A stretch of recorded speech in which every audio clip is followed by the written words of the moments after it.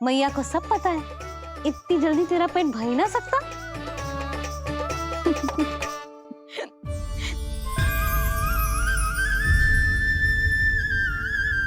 ये क्या है लल्ला? ये क्या था तेरे मुंह में, दिखा। ओहो, मैं तो भूल ही गया था कि मेरे भीतर ही तो सारी सृष्टि समाई हुई है। मैया ने उसकी झलक देख ली, अब क्या होगा? क्या हुआ यशोदा? सुनो जी, हमारे लल्ला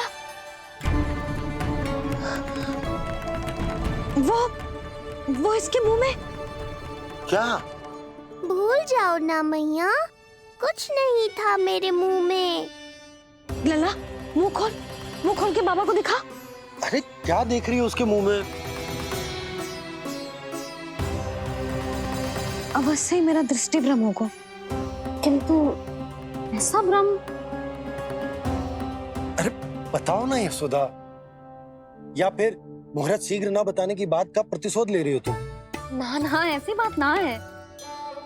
तो फिर बताओ ना क्या बात है? हाँ? मैंने लल्ला के मुंह में कुछ देखो। क्या देखो? अब फंस गया मैं। मैया बाबा को सब कुछ बता देंगी और राय का पहाड़ बन जाएगा। फिर कैसे संभालूंगा इन दोनों को? ऐसे लगो जैसे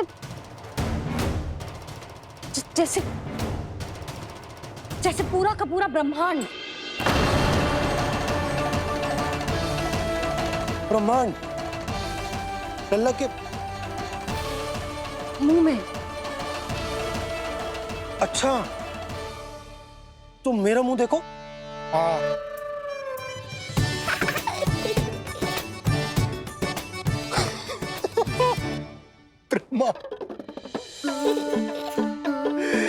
यशोदा, मुझे पता था आप मेरा उपहास उड़ाओगे। अरे नहीं, तुम देखो तो सही।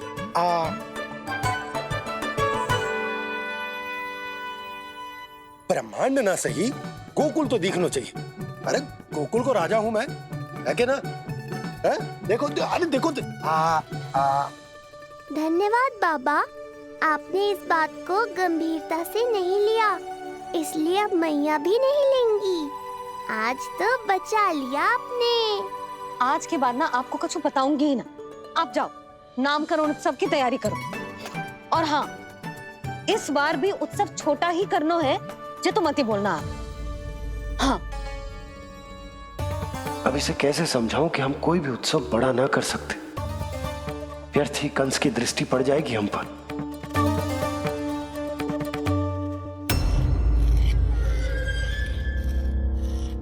लगता है आपके सैनिक और तलवार दोनों की धार कुंद पड़ गई है महाराज। महाराज, मुझे भय था कि कहीं ऋषि गर्ग मुझे श्राप ना दे दे।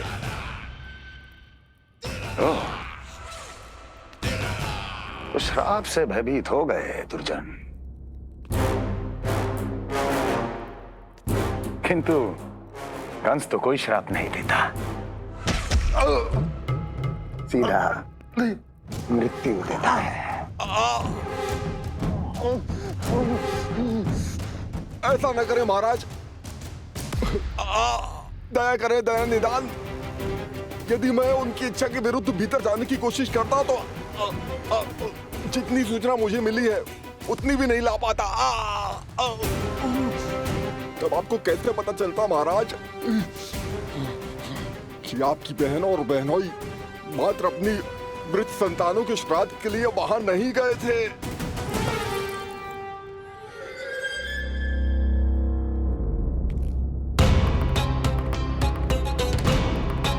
आगे बोलो। पूरी तरह तो नहीं सुन पाया महाराज, किंतु मैंने स्वयं अपने नेत्रों से देखा है महाराज। राजकुमारी देवकी ने ऋषि गर्ग के हाथ में कुछ दिया था। ये सत्य है महाराज, और ऋषि गर्ग ने उन दोनों को वचन भी दिया था। सही समय की प्रतीक्षा कीजिए राजन, आपके दोनों कार्य पूर्ण होंगे। महाराज, मैं आपका सबसे विश्वसनीय सेवक हूं। आपके हर आदेश का पालन करना मेरा अधिकार है और मैंने अपने अधिकारों का पालन किया भी है महाराज। किंतु फिर भी यदि मेरी ओर से कोई भूल हुई हो, मुझे क्षमा करे दयानिधान, मुझे क्षमा करे। इसका अर्थ है कि उत्कच सही कह रहा था। वो दोनों अवश्य ही कोई ना कोई षड्यंत्र रच रहे हैं मेरे विरुद्ध। समय आ गया है, अब मुझे किसी ऐसे की खोज करनी होगी जो उतना ही शक्तिशाली हो जितनी की मेरी ये तलवार।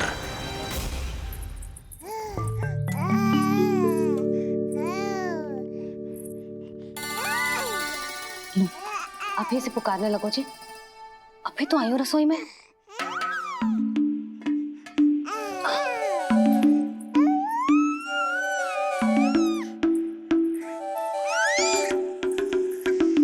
शीघ्र ही तुझे भी अपने बाबा का हाथ बटाना पड़ेगा, समझ रहे हो ना? बटाएगा ना हाथ? अभी जे 100 दिन का भी ना हो और जे इस नन्हे से बालक को काम काज का भार सौंपने की बात करने लगे। काम का नाम सुनते ही मुख से स्वर ना निकल रहे तेरे। अभी तो बड़ा ऊ कर रहा था। बता, हाथ बटाएगो के ना? अरे बता ना।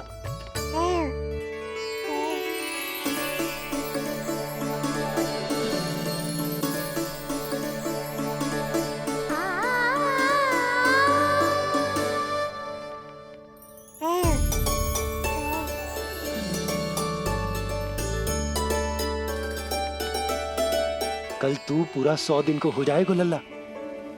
पंडित जी आएंगे, तुझे नया नाम मिलेगा। देखो तो मन में तो इनके भी कितना उत्साह भरो है, बस दृष्टि में मैं ही आती हूँ। और कल तुझे वो नाम मिलेगा लल्ला जिससे पूरा संसार तुझे पहचानेगा।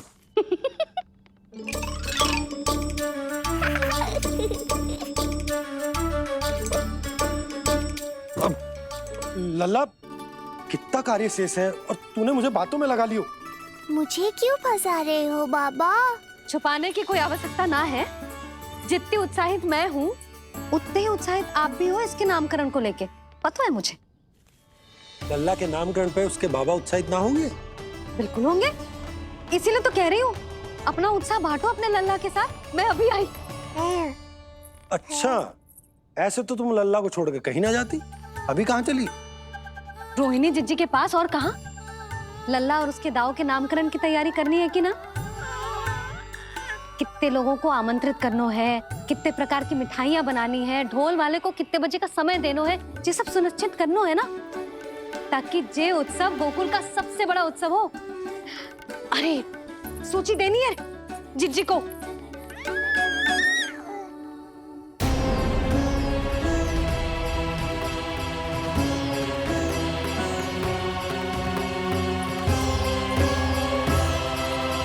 सबकी कोई आवश्यकता ना है। आवश्यकता ना है मतलब? कहना क्या चाहते हो आप? मैं ये कहना चाहता हूं कि यशोदा, सत्य तो ये है कि हमें दुख में ना अत्यधिक दुखी होना चाहिए और ना सुख में अत्यधिक उत्साहित। प्रसन्नता कितनी भी क्यों ना, हमें उत्सव संयम से ही मनाना चाहिए। इतने वर्ष संयम ही तो रखा था ना नंद जी। ये समय संयम का ना आनंद से बावले हो जाने का है। यशोदा, हम आयोजन छोटा ही करेंगे। मैं कुछ सोच समझ कर ही तो कह रहा हूं। पर क्यों? मुझे भी तो समझाओ। हर बात समझाने की ना होती है यशोदा। अच्छा, पति पत्नी में भेद हो तो है? ठीक, मैं कोई भेद ना रखूं। जो भी अब तक मैंने तुम्हें ना बताया है वो सब बताऊं। ओहो, क्या कर रहे हो बाबा? कंस के बारे में कुछ बता मत देना मैया को। वो मंगला है ना, उसने आज शाम को ही बछड़ा दियो और भात पत का मांस लगभग बीतने को ही है, तो धीरे धीरे शरद ऋतु आ जाएगी, दूध की हानि भी कम हो जाएगी। हाँ? और वो सरजू है ना, उसको बैद जी ने पूरे पखवाड़े का विश्राम के लिए कहा है। क्यों? क्योंकि वो ठाट से गिर गए थे और गिरते समय उसे भीतरी चोट लग गई थी। अरे और... बस बस बस, ये सब मुझे क्यों बता रहे हो? इसका नामकरण से क्या संबंध? तुम्ही ने तो कही ना कि पति पत्नी के बीच में कोई भेद ना होता। तो मुझे जो भी बात पता है मैं तुम्हें बताऊंगा। कितनी समझदारी से बात बदल देते हो आप, और भोली भाली मैं आपकी बातों में आ जाती हूँ और इस सब में असली बात तो रह ही जाती है।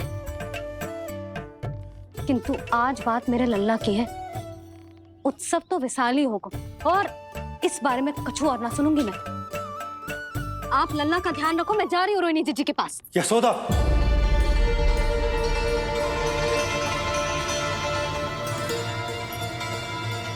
बात केवल सुनने की ना होती, उसे समझना भी पड़ता है।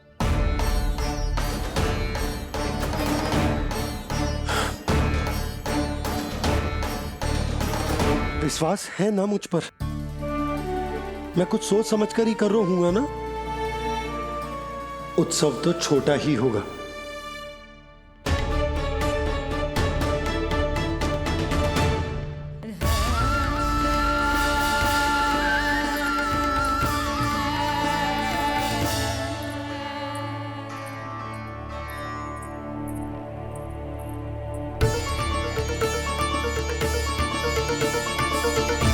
क्षमा करना लल्ला, तेरी मैया को डांटना पड़ गया। आपको मेरी सुरक्षा की चिंता है बाबा, समझता हूँ मैं, इसलिए आपने ये निर्णय लिया है।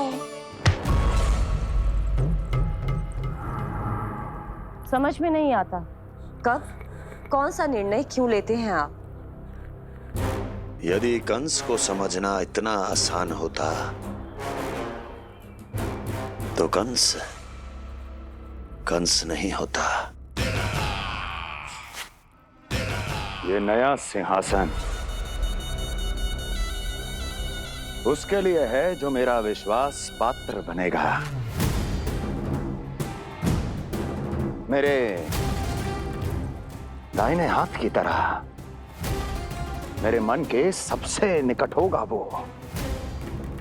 मंत्री परिषद में विशेष स्थान की प्राप्ति होगी। मेरे बाद पूरे राज्य के लिए उसी का वचन होगा। शासन। किंतु ये अधिकार केवल उसे प्राप्त होगा जो मेरी परीक्षा में उत्तीर्ण होगा। मेरा सबसे महत्वपूर्ण कार्य करेगा वो। इसलिए जाओ,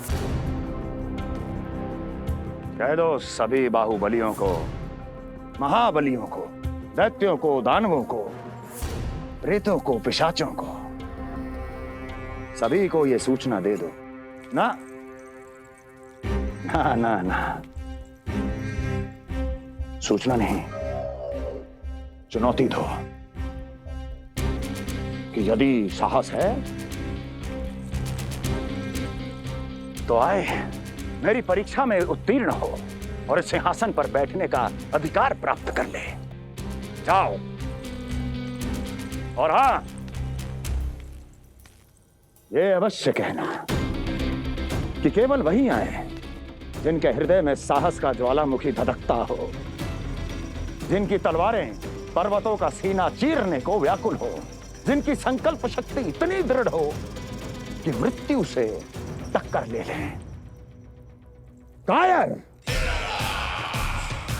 नहीं चाहिए मुझे। जाओ।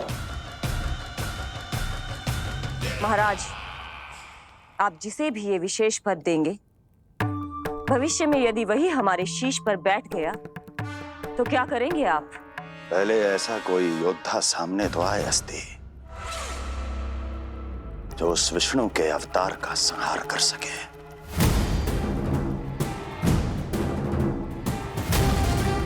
और जहां तक प्रश्न है हमारे शीश पर बैठने का, तो स्मरण रखो अस्ति, कंस को अच्छी तरह आता है ऐसे दुस्साहसियों को बीच दरबार में खड़ा करके अपनी उंगलियों के संकेत पर नृत्य करवाना। ता दीर्घ ता। और अपना कार्य सिद्ध होने के बाद उनके तन से उनके शीश को उतारना कंस को भली भांति आता है।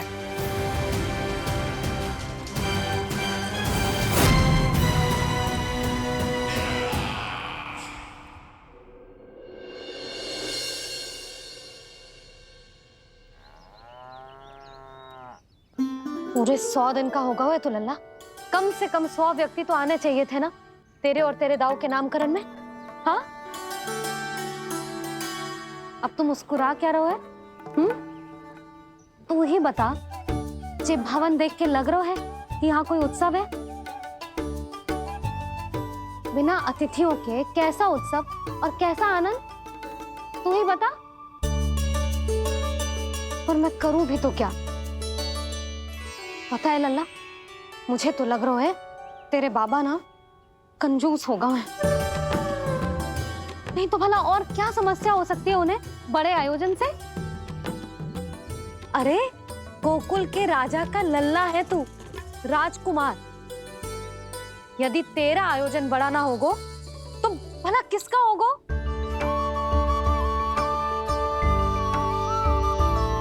मेरी ही भूल है, मैं भोली हूं, इसीलिए व्यर्थ में तेरे बाबा की बातों में आ गई।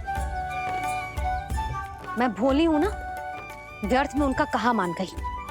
किंतु अब ना मैं कोई मांग रखूंगी, ना मैं उनसे बात करूंगी। और कहे देती हूँ लल्ला, सावधान जो इस बार तू बीच में आया तो। हाँ नहीं तो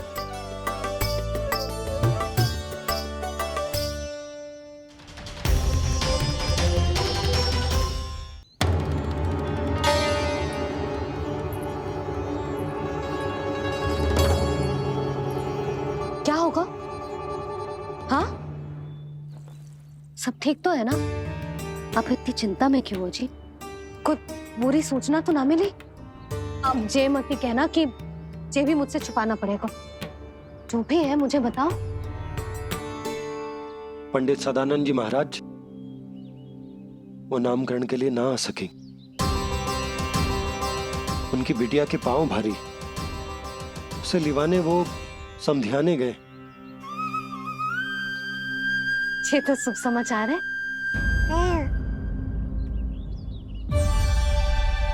किंतु मेरे लल्ला का नामकरण अब वो सही मुहूर्त पे कैसे होगा? वही तो समझ ना आ रहा। ऐसे मन छोटा करने की आवश्यकता नहीं है मैया बाबा। आप दोनों तो स्वागत की तैयारी करो, आ रहे हैं वो।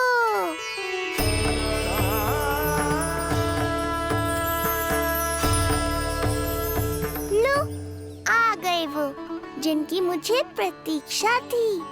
आप दोनों व्यर्थ ही चिंता कर रहे थे।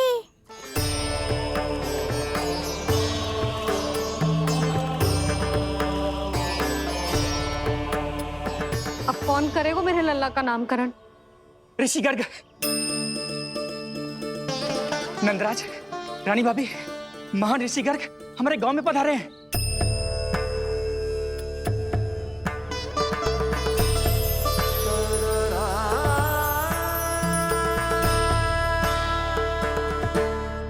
ऋषि गर्ग गोकुल में? हाँ नंदराज, और कह रहे थे उन्हें यादव राज वासुदेव जी ने भेजो है रानी जी के पास। अरे तो तुम लोग खड़े खड़े क्या देख रहे हो? जाओ उनके सत्कार की तैयारी करो। जी यशोदा, उनके स्वागत की तैयारी करो। सुनो जी, वो तो यादवों के कुलगुरु है ना, रोहिणी जीजी के यहाँ हैं, हमारे यहाँ आएंगे। आप देखती जाओ मैया, वो सीधे हमारे घर ही आएंगे।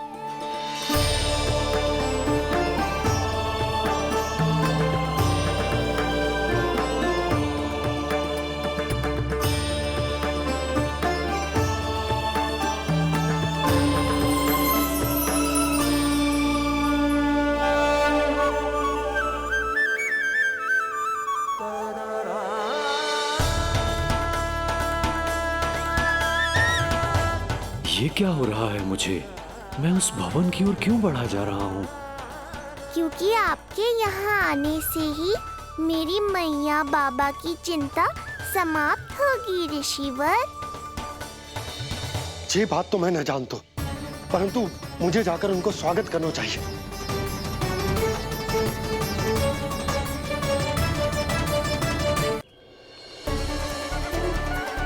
गुरुदेव, कल्याण हो। भगवान श्री नारायण के महान भक्त आज हमारे गांव में पधारे। हमारा जीवन सफल है गया आज। वो भवन आपका है नंदराज? आपके शुभ चरण पड़ेंगे तो हमारा जय भवन पवित्र हो जाएगा। इतने बड़े ऋषि अगर हमारे घर पधारेंगे तो हमारे तो भाग्य ही संवर जाएंगे। मैया आपके दर्शन को तरस रही है ऋषिवर। संकोच मत कीजिए, अब आ भी जाइए। पधारिए गुरुजी। न जाने क्यों मेरे पांव अपने आप ही आपकी भवन की तरफ जाने को व्याकुल है नंदराज। पधारिए गुरुदेव, आइए।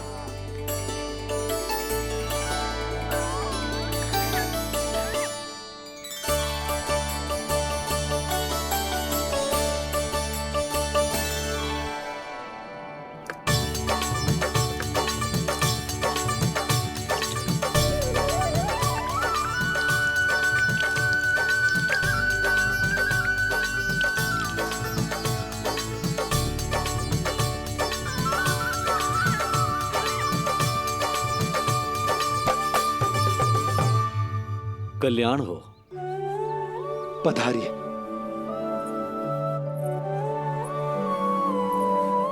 आया तो था मैं रानी रोहिणी के भवन में, पर पता नहीं कैसे यहाँ खींचा चला आया। विराजिए गुरुदेव। महाराज, आप इसे भी रोहिणी जिज्जी का ही घर समझिए।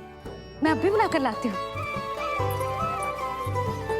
महाराज, ये हमारा सौभाग्य है कि आपने यहाँ आना स्वीकार किया।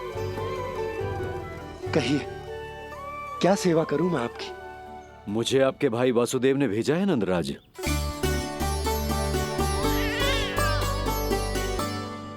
प्रणाम गुरुदेव। स्वामी जी ने आपसे इतनी दूर आने का आग्रह किया है, अवश्य ही कोई बड़ा कारण होगा। कारण तो है, आपके पुत्र का नामकरण करने आया हूं मैं यहाँ।